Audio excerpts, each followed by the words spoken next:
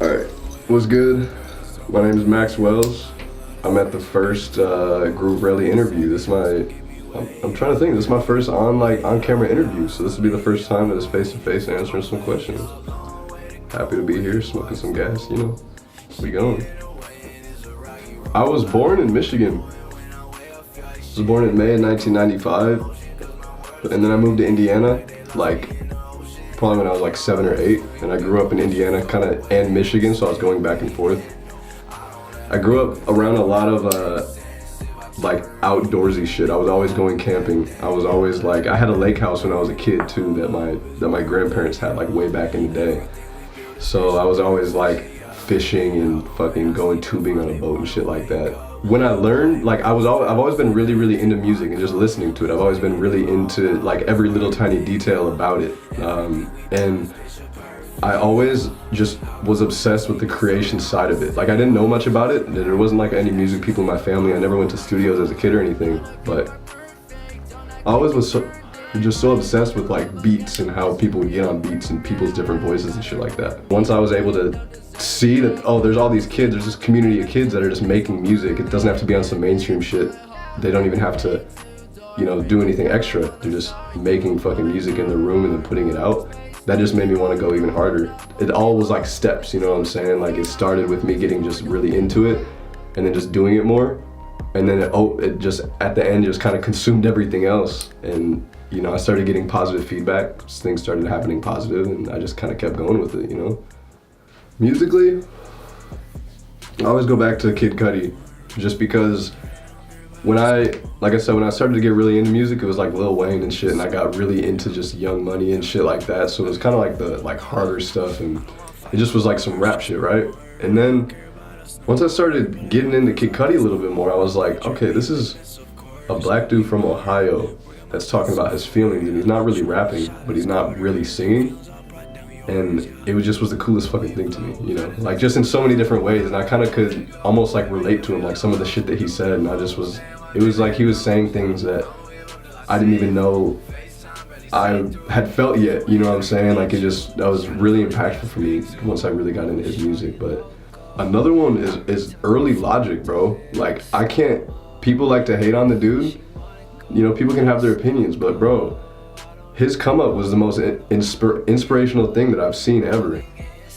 Another one of my biggest influences, definitely my mom.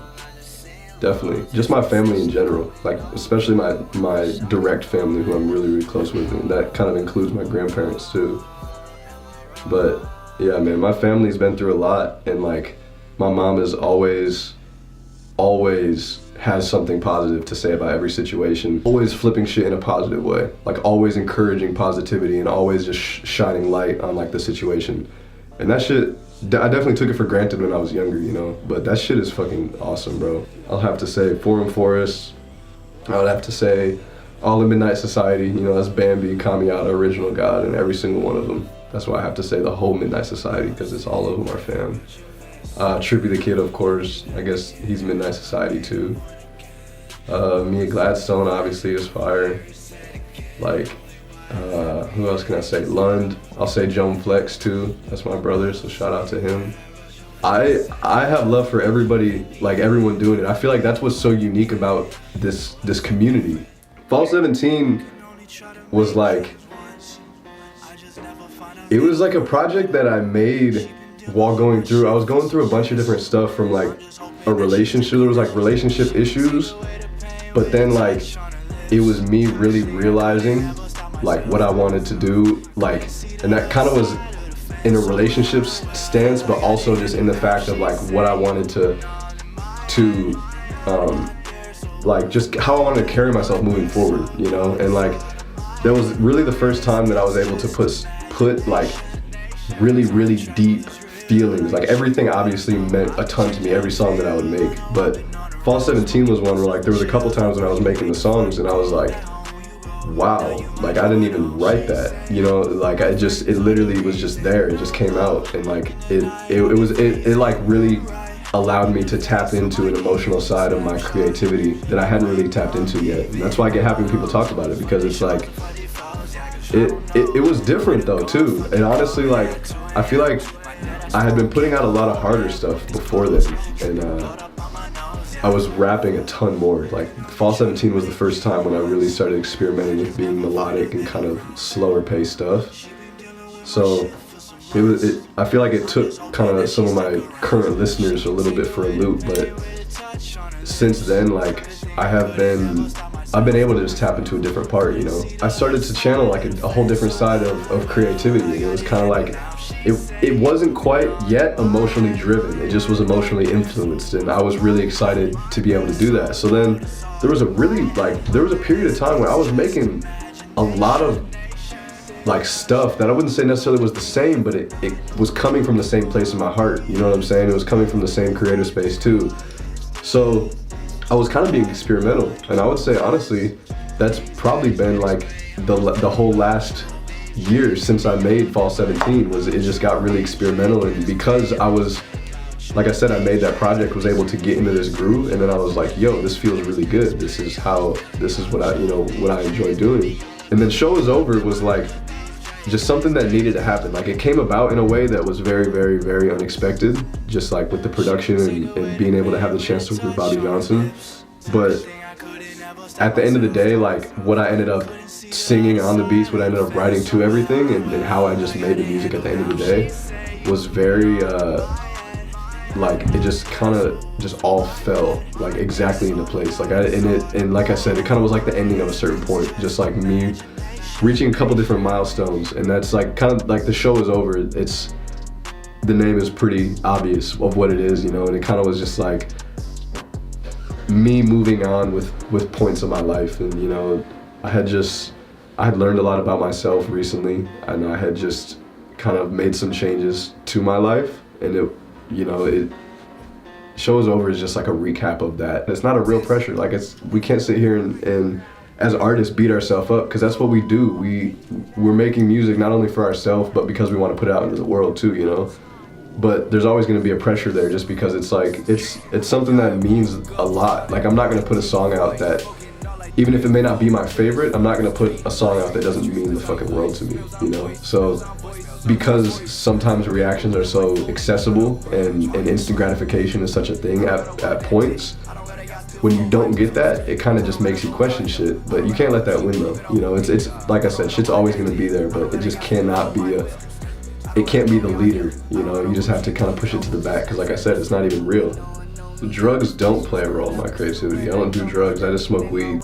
It's one of those things when I was younger, when I really developed using like weed as something to enhance my just creative like endeavors, whatever I was doing. I felt like I needed to smoke to get into that zone, you know what I'm saying? And I think what it was just the freedom. It was like how I would like just record something, and I would do some weird ass shit that I wouldn't normally do, just simply because I'm not thinking in the back of my head like, oh, that sounds whack or something. Or just, you know how when you're high, shit sounds better, you know? So I started to notice that like about myself, and I noticed like the freedom that smoking weed let I guess me have. And I don't drink alcohol, I don't do any other drugs. You know, I've done like a couple hallucinogens a few times. I enjoy that in very small doses, and when I say a couple times, I mean like once a year, you know what I'm saying? I've never been drunk, never drank alcohol, ever. Since 2019 has started, I have been fully vegan. I haven't eaten any animal products. Yeah, so that's something too that I feel like people might not even know, you know? What's your favorite movie? Damn.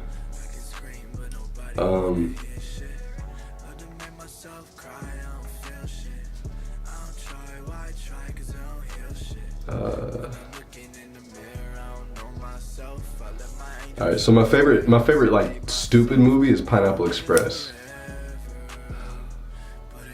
For the longest time, I would say I Am Legend, Enter the Void. I have to say District 9 too. There was a point where I would have answered that as backwoods just because it was fun as fuck, but bro, I wrote so many backwoods at this point. and wasted so much weed for rolling them big ass blunts for no reason.